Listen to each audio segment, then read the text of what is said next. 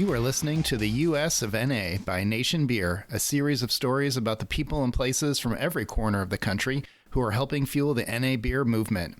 If you like this episode, please add us to your library in Apple Podcast, Spotify, or wherever you prefer to listen. For more great NA stories, including our many beer reviews, visit nationbeer.com. Are you a non-alcoholic beverage brand looking for help with growth?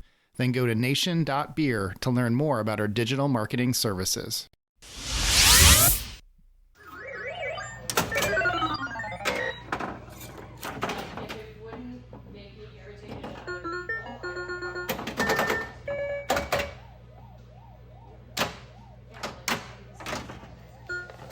usually better than that.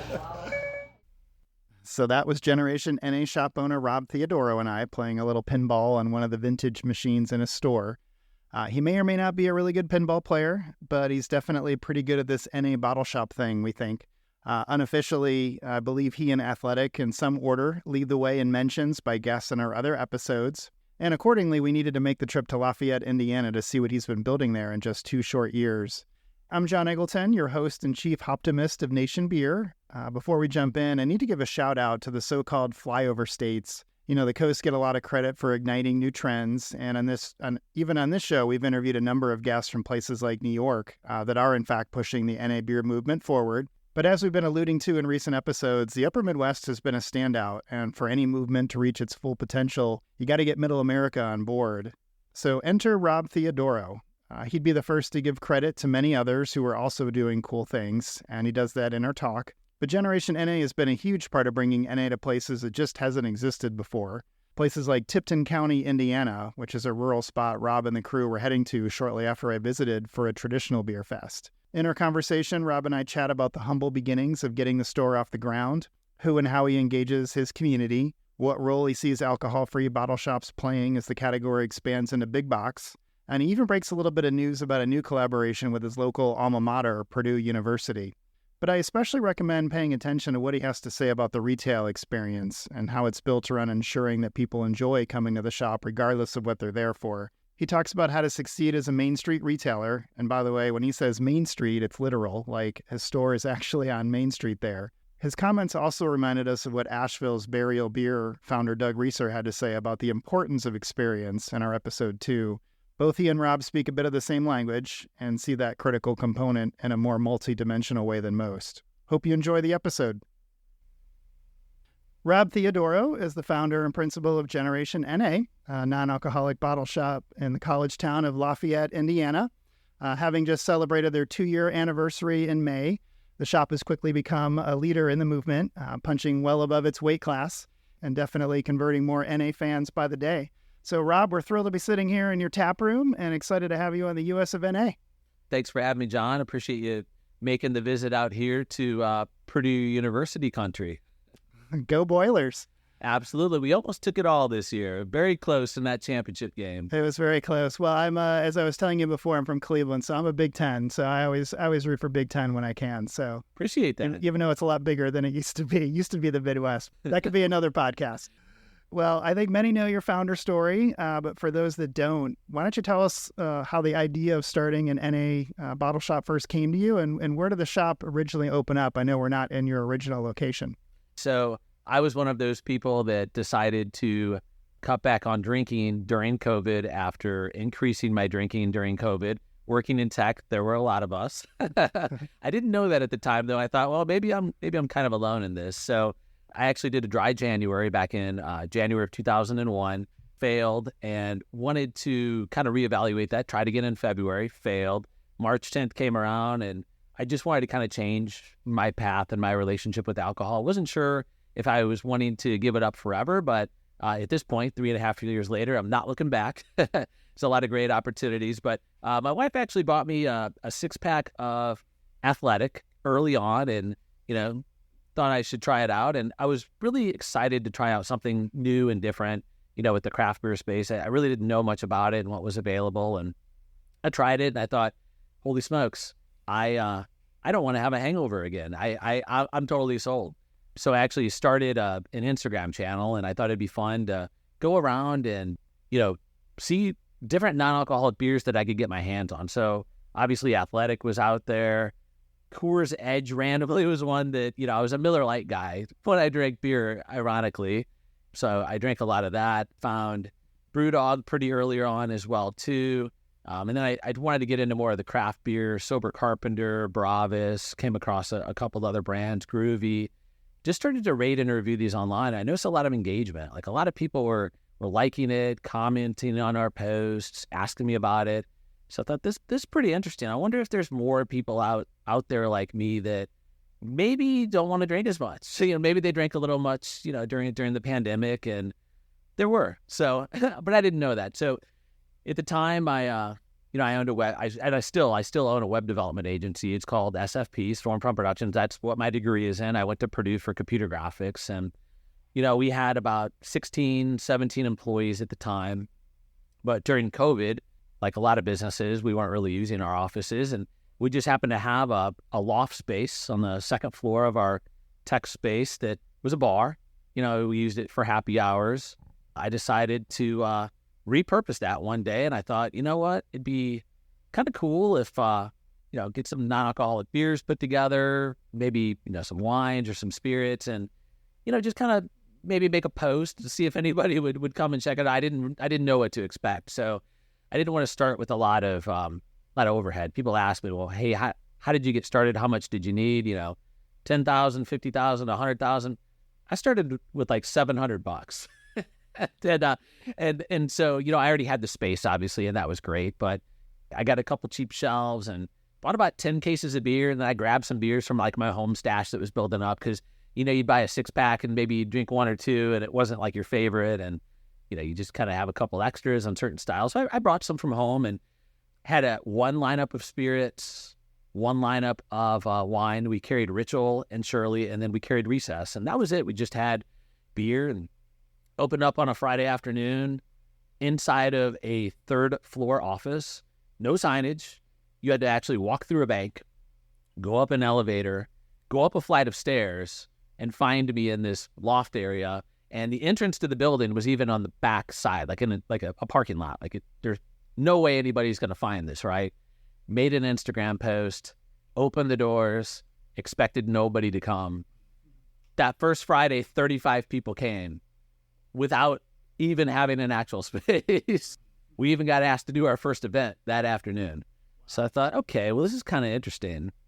Let me just keep on doing it. So every Friday we would be open in the initial space, which was a loft inside of my spot, and every Friday we'd get more people, and kind of just started with that. And 5 months into it, it grew to the point where I decided to take my tech business virtual. It made sense. A lot of companies were going that way, but I still needed an office space. We have some servers, and I needed a place to meet clients. And I thought, you know what?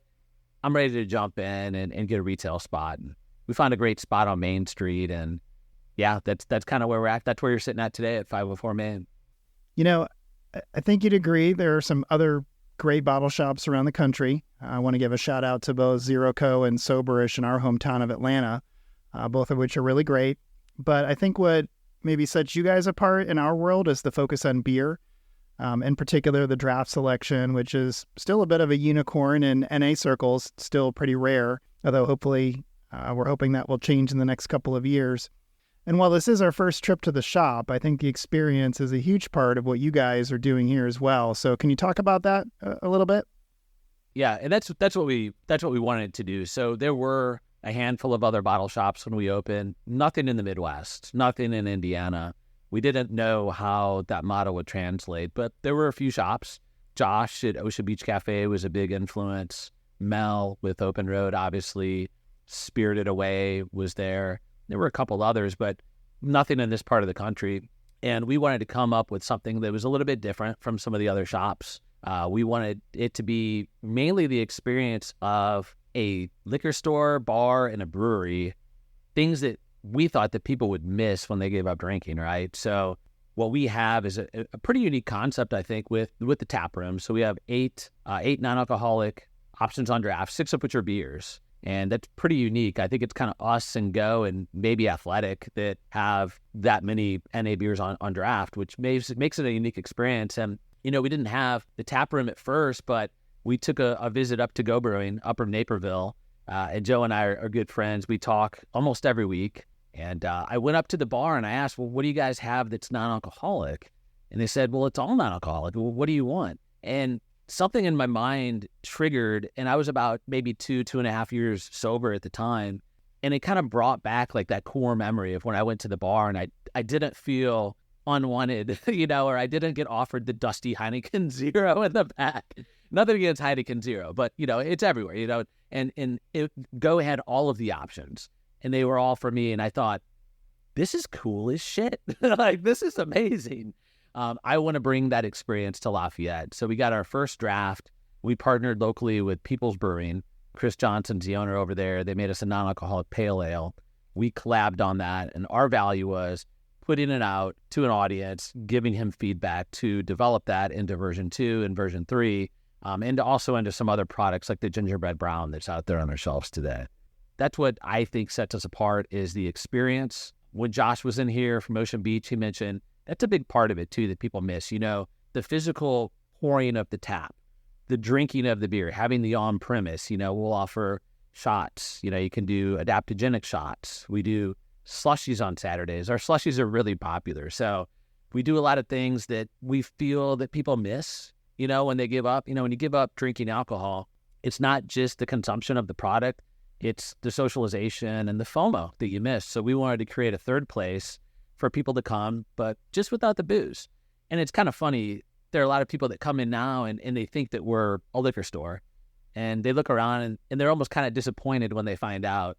Of course, we upsell them on what we do have, and then they come back. But we've even been asked, and this is very strange, if we would potentially think about opening a Generation A. So like an alcoholic version of what we did, because a lot of people think this is better than what is in town, even for the alcoholic counterparts. Oh, that's a terrific compliment. We thought very interesting, but yes. Oh, that's awesome. Well, speaking of the tap room side, before I go any further, I am drinking a local Lafayette brewing company, right? That's correct. And this is their Amber NA, which is very good. So we're sipping on this over here. So we were talking a little bit before too. I mean, you guys are here at a small town in Indiana. You guys are very well known already in the space. Do you guys get a lot of out of town guests? And is that something you expected at all? I'm still surprised every day, honestly. But yes, I don't have a background in retail or hospitality or anything, but I did take one seminar once on small business. And the one takeaway I had was if you're going to open a retail shop or a Main Street business, make it a destination business, right? People ask, often, do I ship? I'm like, nah, I want you to come to me. I want to have an experience that you want, and not only have the unique products that we have. We have a lot of craft beers from, the UK and around the world that we may be the only place to really offer those. So yeah, the craft beers that we can carry, but just make it a destination. So a lot of people will drive on the weekends or even during the week. I even had a couple people from 2-3 hours away today, as their day off. And I don't know how they're finding us. I mean, Instagram's probably one way, but word of mouth maybe, but people drive. And I think, we are in a smaller market, but one of the reasons I think that makes it successful is you can't find 90 to 95% of these products for about an hour radius, right? So like outside of Indianapolis and Chicago, there's like this north central Indiana position in the state that it's mostly rural. And there's a lot of people that I think are kind of sober curious and looking for products like this. And they'll drive 2, 3, 4 hours on the weekends to see us. So let's talk about the demographic a little bit. So you and I were chatting before. I mean, you guys, the shop is called Generation NA, which seems like a play on Generation Z, which of course everyone is talking about how they're not drinking anymore. You're next to a college campus. But from our conversations, it's not necessarily who's coming in there. You do get some of the college students coming in. But as we talked about, you mentioned it's a little bit older than that. Absolutely. So Generation NA, the brand specifically is, we have shirts out there that say, I am Generation A. The brand is about the people. It's all of us. Anybody that's curious to try a non-alcoholic beverage is Generation NA. But it is kind of a fun play off too, because there's a lot of alcohol awareness and alcohol alternative movement with Generation Z and just younger folks in general. We get a little bit of undergrad traffic from Purdue, but they're out of session right now. And a couple weekends ago, we had our best weekend of the year. So our average customer is 25 to 40, sober curious, not all the way sober necessarily, but they want to eventually get there. And they leverage a shop like ours to try new drinks. They want to socialize with it. And that's what we think is so great. I mean, you can get a lot of these products, hemp-derived products, adaptogen stuff, and other formats too. But it's not great to take an edible and go to a party, right? I mean, that's not very social. But if you have a beverage in your hand, with hemp or kava or whatever you want to drink, mushrooms, it makes it a social experience. And I think there's a lot of curiosity behind that. We recently even just changed our sign on the outside from non-alcoholic brew shop to functional bottle shop, because we get a lot of people that were coming in and kind of almost asking like, why would I want this? And now with the functional bottle shop sign, people come in and they ask, tell me about what a functional drink is. So it's a great opportunity for us to tell them about the full category, from the zero proof beer, wine, and spirits to the adaptogenic offerings. It's kind of, you pick your poison. Do you need focus, energy, relaxation? Do you just want to chill, pain management, sleep, et cetera, et cetera, et cetera? You go into a liquor store, it's one option. You're gonna get the same thing with every drink, just different flavors and different potencies. Where with here, we can kind of guide, and asking questions is a big part of it. What are you looking for? Like, what do you want today? And our consultants are well versed in everything that we have. It really, I think, provides a much broader experience than what they're used to. And a lot of people still go to the liquor store, but when they find out that we're here, they also come and see us just as much too. Well, that's really interesting. You mentioned you've got something for focus, you got something just to chill. I guess calling it functional versus non-alcoholic gives you guys a chance to maybe change that conversation a little bit. So as I think about that, for a younger demographic of people, sort of makes sense. The digital generation has grown up with, hey, there's an app for that, right? So why shouldn't there be a drink for that too, I guess? Yeah. And I mentioned briefly earlier that our location, I can't stress enough how important, they say location is everything for retail, but especially if you're having a new product and a new product category and a new business. So a lot of it's consumer education. We're in, thankfully, a very high foot traffic area. There's a lot of city festivals and farmers markets right outside of our doors. So every weekend, we don't have to put on our own events. We open our door and there's thousands of people right outside. We put our chalkboard sign out. We talk about our free tastings, our Saturday slushies, whatever. We talk about our bottle shop, functional bottle shop, non-alcoholic, and people come in. And so location. They really say that. One of the few things you can't change about your business, at least not easily. So you talked about the young professional crowd and how they look at the category. And I think the media has also talked a little bit about the stigma of not drinking for the older generations, like Gen X that I'm a part of, as the boomers as well. People who have grown up with it being just a part of socializing. You need to have an alcohol, or you need to have alcohol in your hand to be social, to relax the mood or whatever. How do you see that playing out with the millennial group, given that they're such a big part of your audience? We know they grew up very connected, maybe not quite to the extent that Generation Z is now, or has, the ones who have aged into adulthood. But what have you seen in terms of, millennials and their attitudes and expectations, I guess, around alcohol? It's interesting. If we take a look at what each generation is purchasing, Gen X, boomers, they're typically getting those one-to-one alcohol replacements because it's so ingrained in the culture, right? Like we've had alcohol at every event, even like children's birthday parties. I mean, it's all, at least I did. So, we had it at every single event. You have a good day. Well, you celebrate with the beer. You have a bad day. You have a beer. So not celebrated maybe, but so it's just very ingrained in our culture. But with younger people, we're noticing a shift towards the beverages that aren't necessarily geared towards an alcohol replacement, right? So the Hi-Yos, the Odysseys, the Gias, Bombas, a lot of these functional drinks, right? You've seen these, and they're just very into trying new things and new beverage technology. And I always tell the people that you don't have to feel worse tomorrow to feel good today. Like, we have the technology. It exists. Like, you can feel great now and feel fine later. So it is interesting to see how that breaks down, but it's the older generations they come in and they think about as just the one-to-one alcohol replacements where your younger people are, tell me about Cava, tell me about Lion's Mane, tell me about ashwagandha. Like, what do you have? Can I mix them together? Old people are like, do you have a bourbon that tastes like a bourbon? So, I mean, and there's a place for both. We obviously sell both and we love both. And, we have about 400 SKUs, and that's just to accommodate everybody. We want to get everybody in the door, but a lot of younger people are driving this, and that's what I think makes it so exciting. This is not a trend. It's not a fad. It's only going to grow, and it's growing hella quick. That makes sense, that the older generations are seeing the category as a one-to-one replacement, while the millennials and, Gen Z, when you do get them in there, they probably see the functional component to it and just look at it a little bit differently.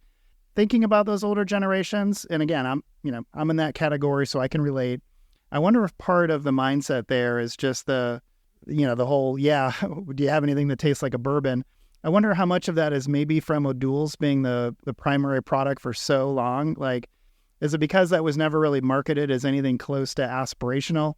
I think we all probably had an uncle or somebody who drank it for whatever reason, and, he doesn't really have any good memories of it, and so we probably don't either. So is that association maybe part of the reason why, related to the category to a replacement, while the younger generations just aren't encumbered by that same issue? That's absolutely it. So, a lot of people, older generations, we've been around and we've seen O'Doul's and Sharps and St. Pauli Girl, and I like to tell people that, those products do exist. They've been around for forever, but I try to think of the category, the modern day zero proof movement, which, started off with, some of the spirits. I know Seedlip's been around for a while. Of course, Athletic Brewing, some of these original brands go back 5, 6, 7 years now. Kind of more of the modern alcohol-free movement. I think of it as, look back at when you were a kid and you shop and all the same aisles exist now. You could actually make a new aisle in the shop for all of these zero proof and functional beverages that didn't exist. It's not just a subset and a worst tasting version of a regular beer. It's not what it's all about. In fact, a lot of the non-alcoholic beers actually have better flavor profiles. Blue Moon's just a example that comes top of mind. It has a lot of that orange and that citrus built in. You don't even need the orange for it. So I think, in Mash Gang, of course, I would need to talk about them making beers that appeal to both people that drink and don't drink. I remember one of the first beers I got from them was their Captain Crunk, and it was an American breakfast cereal. It's supposed to be like a parody beer, right? Like a ha ha ha, like no one would drink this, but let's actually drink it. And they thought it would be too sweet, but it's weird because they have actually sugar regulations in the UK. So when I tried it, I thought, this is really drinkable. This is nowhere even, close to, if you were going to drink, the actual milk out of a Captain Crunch cereal, it would be a heck of a lot sweeter. So it's actually a very drinkable beer, but they did a great job of packaging it. So, we could put these products on our shelves or in our windows and attract anybody that's interested in beer because they've never had a beer like that before. Unlucky Charms. Some of these stouts, they'll do like a cherry, vanilla, chocolate, like they'll mix together these things, and there's really not good leaded counterparts, honestly, for a lot of these, and that's what I think makes the non-alc or the no-low space. A lot of people call it, UK and stuff. It just makes it a lot more exciting and interesting and mainstream, right? It's not just making a worse Bud Light, or something, that people really want to drink, but it doesn't have alcohol in it. So I think that's really where the scene's going to be at with just making some better tasting products. And then the functional component too, if brewers want to add in something else to give it a little bit of kick or something in it. Yeah, right. For sure. So let's shift gears a little bit and talk about NA draft safety. As you mentioned, you guys have 8 drafts here, and obviously you've been able to provide NA beer and drinks on draft safely. There was that Cornell study, you probably saw it, that really made the rounds, I think, maybe late last year. Alcohol is a natural preservative, so I think the headline is that NA beer offers maybe some additional challenges since it doesn't have that in it. What are your thoughts on that overall? Is it, do you think, an education issue? Is it a competency issue? And how do you see that as someone who has been able to figure that out? We were lucky enough. So my background in tech led me to have relationships with pretty much all of our local brewers. So they knew who I was. We've actually done their websites. So kind of chatting with them and giving them the idea, asking them a ton of questions about what we should do, what we shouldn't do. But really, it's just from just kind of a 500-foot view, making sure that we clean and maintain our lines, even more so than regular draft lines, right? So I keep a spreadsheet. I try to do it every week or every other week, clean the lines, take the faucets apart, clean them out. Also make sure we're maintaining temp properly. So if we're going to be transporting the keg, making sure that the brewer signs off on it, that, hey, this is going to be in room temp for an hour or whatever it needs to be, and making sure our coolers stay at the temp too. So that, obviously stored in cold storage or within the unit itself too. And just asking them questions about pH, lab testing, making sure that they've done their homework too to make sure that it's going to be a safe product. How would you say this has changed your business overall? So as we sit here, it's maybe 4:00 in the afternoon. There's been a steady stream of customers.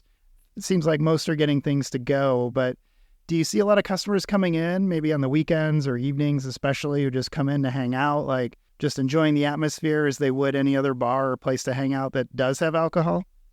Yeah, so we're mainly a retail shop. If people will come in and occasionally, so we always upsell. We always ask, hey, do you want to drink while you shop? I'd say, a percentage of them get it. A lot of people will come in during the week and just kind of mix them at their 6-pack, grab a bottle, kind of be on their way. Friday nights, Saturday night specifically, it's not uncommon to see a full house out there. Now, with that said, I only have 10 seats inside and 6 outside. So, 16 seats, but it can fill up. We wanted to give people the experience of being in a bar, but just have it alcohol free. Yeah, it's kind of a unique mix, I think, with people that want to just come in and grab and go, or people that want to hang out. But we kind of think of it as like kind of a hybrid, kind of a new concept, right? I mean, so I know in Indiana, at least, I assume this is maybe other places. You don't see bars with a lot of carry-out products. I mean, maybe they have the growlers, right? But they don't have bottle shops in them because of licensing or legality, I suppose. So I think we've created something that's fairly unique here, where we do have the tap room, and you can also shop and grab your bottles and take it to go.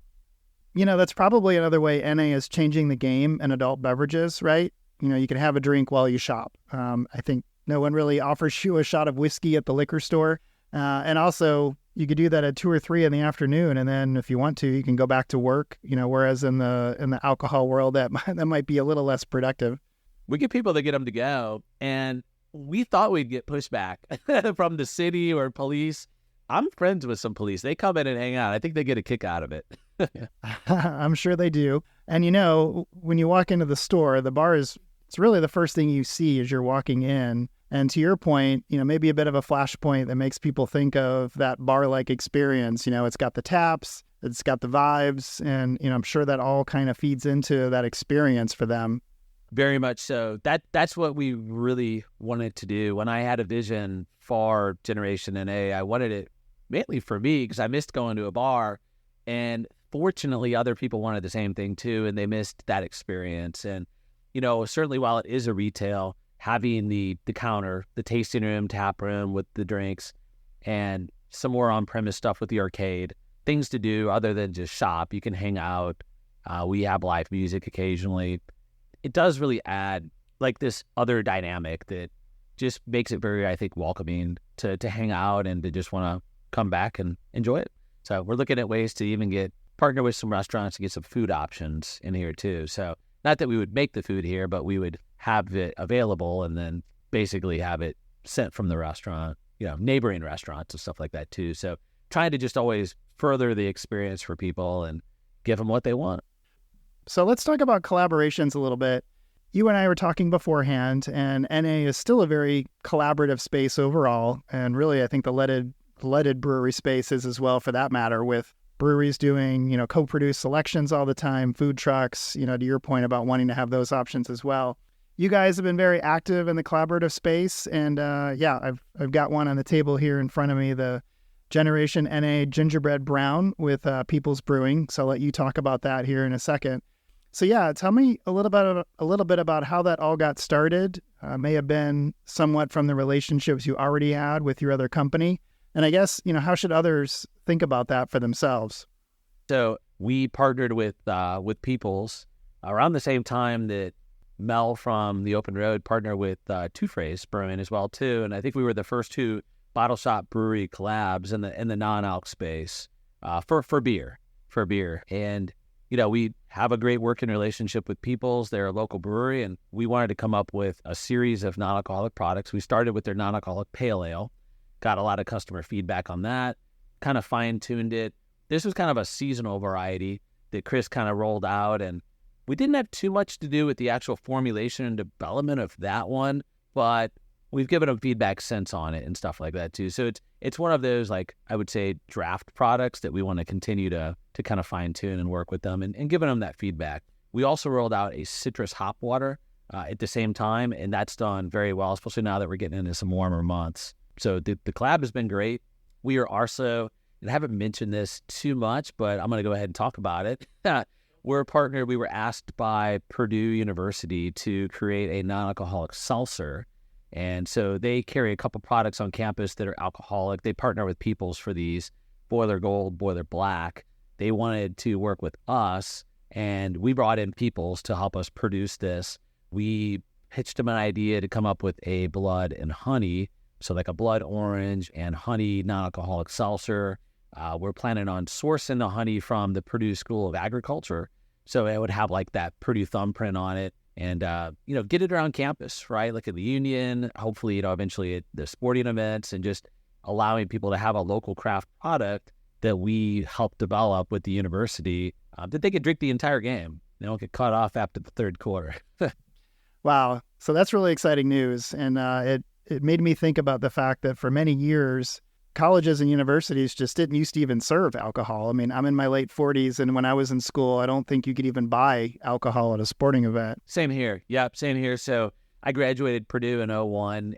I want to say it's been within the last 10 years they started offering alcohol products. And I don't know. I mean, I think sales are good, but I think they want to get some non-alc options. And non-alc's such a hot trend right now, too. I think they just want to offer some options for everybody and even, under 21 participants, too. Yeah, I was just going to say, I think as universities did start to move into not just selling alcohol, but taking on the beer sponsorships. And, it makes me think of in Georgia where I live, there's a brewery called Creature Comforts that is now the official beer of UGA and I think UGA Athletics. And, that's all fine and good. But when it first started happening, it did feel a little bit awkward to us when you consider that a good chunk of the student body isn't technically old enough to drink. And we know historically a college campus is a good place for bad habits with alcohol to start. But all that said, kudos to Purdue for moving into not only offering an NA, but partnering with you guys and with Peoples and making it a bigger thing is definitely really cool. So can't wait to see how that turns out. Stay tuned. We'll definitely keep you posted. We're hoping to launch it later this summer.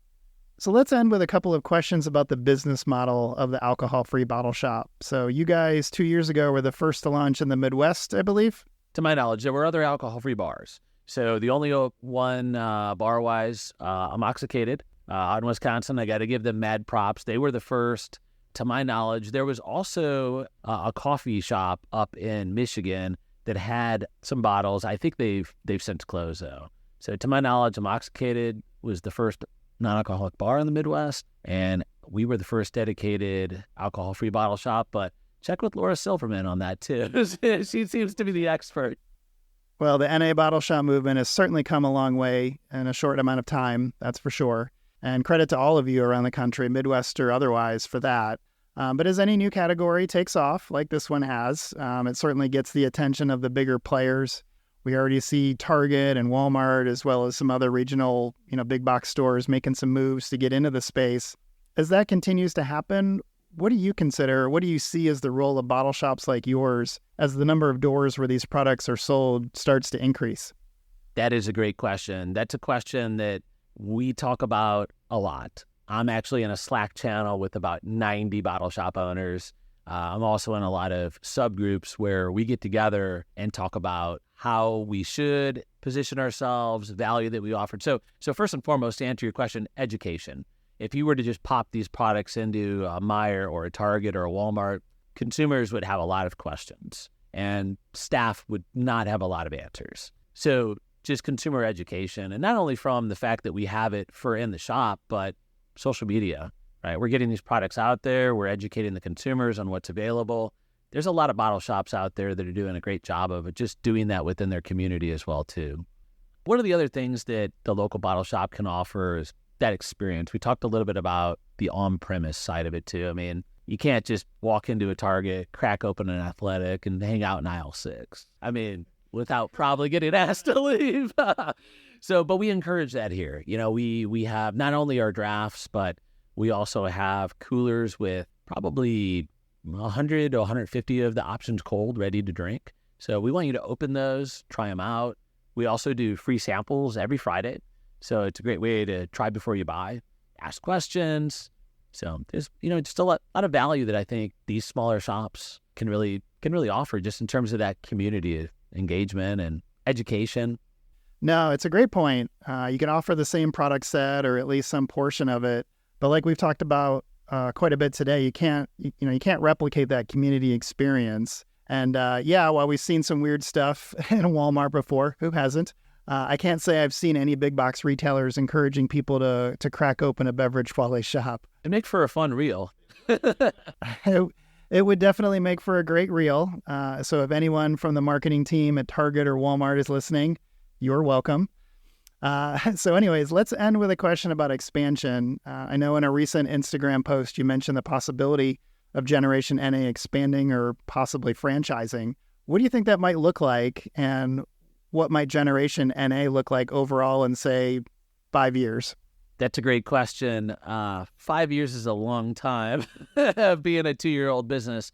I do see a lot of opportunities to grow.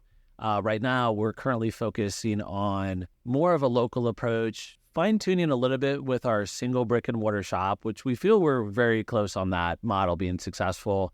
Also, expanding staff to be able to do more off-site events, partnering with local catering companies to be an extension of corporate events. Any company with over 100 employees in an HR department would love to see a non-alcoholic option at their company events. Purdue University, they would love it.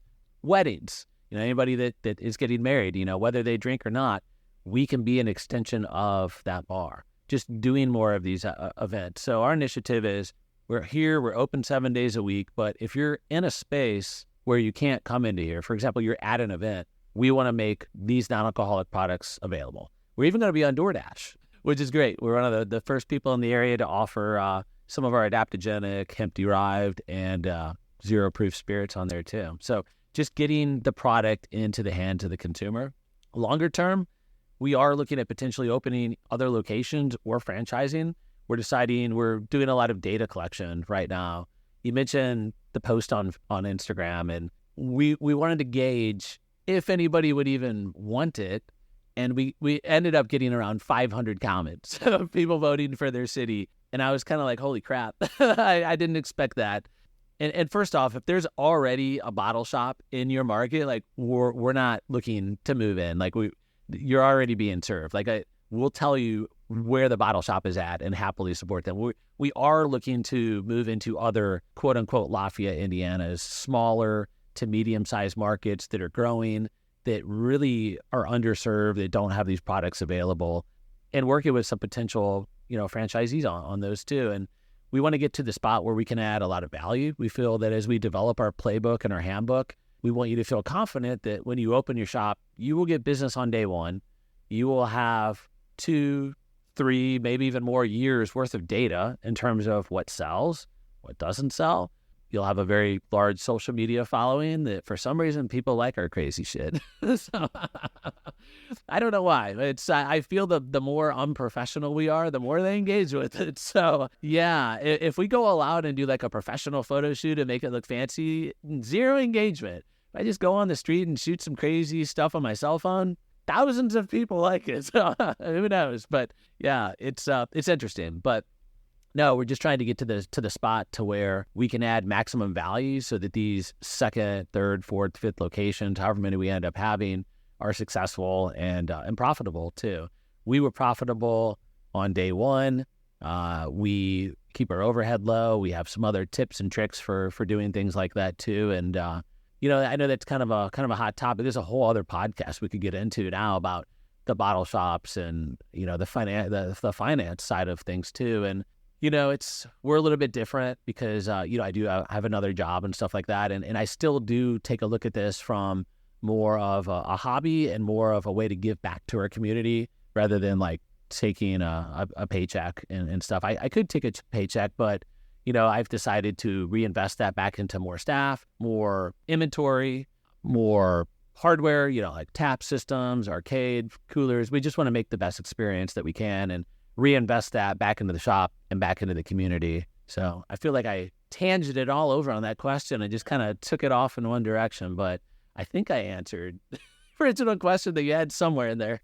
I think you guys are playing the long game a little bit is what I got out of your answer. Yeah. So I know, there's been some shops that have opened and closed, and for one reason or another, it may not even be financially, but we're not going anywhere. We're not in a rush to open 10 stores. I mean, this is something that I expect this brand to be around indefinitely. So we want to make sure we make the right decisions. We want to make sure that these stores can stand on their own. I haven't taken any outside investment ever for either of my companies. I've always bootstrapped and grown them from the $700 that I started with as an investment in here and just took the sales and reinvested it. And, not to say that that's the right way to do it, but that's just the way that I've always done it. I come from a pretty conservative family. My mom was a teacher. My dad was a banker. So pretty conservative. And I think they're pretty scared when I decided to open up a non-alcoholic bottle shop. But now I think they think it's pretty cool. I think my wife's a little less nervous about it too, seeing some of the success we've had. But no, we just want to make the right decisions at the right time and have a lot of data and be in it for the long haul. Right. Well, I feel like we're full circle back to where we started this conversation, talking about the $700 that got you started here and what a journey it's been already in just these 2 short years. So, Rob, really appreciate you taking the time to sit down with us, for your hospitality. We felt like this was a place we just had to see for ourselves in person. So thank you. Absolutely. Well, thanks for making the trek down. I know we're a couple hours south of Chicago and don't have a direct airport here either. So it's pretty rural, but we do get a lot of people that come and see us, and that just, it's amazing to see, like a true, like if you build it, they will come, to Lafayette, Indiana, of all places. So appreciate you coming in and love the podcast. Love what you're doing for the space and helping spread awareness in the NA beer scene. So welcome back anytime. I want to again thank Rob for sitting down with us. Really enjoyed visiting his store, but also the Lafayette area, which is really nice for those of you who maybe haven't been here. We stayed at a hotel a few blocks away and got to walk the city, as well as visit both People's Brewing and Lafayette Brewing, the latter of which is maybe about a block or so away from Rob's shop. We shared some of the pictures from that trip in our Instagram post for the episode, but they definitely don't do it justice, so check those out. And if you like this episode, please give us a like wherever you listen from, and stay tuned as we have a terrific lineup of shows coming up, starting with our interview with Joe Chura at Go Brewing, which is coming up next. We also have some additional travels coming up later this month that will include a Pittsburgh stop, so a little teaser there for now. And until then, thanks for listening, and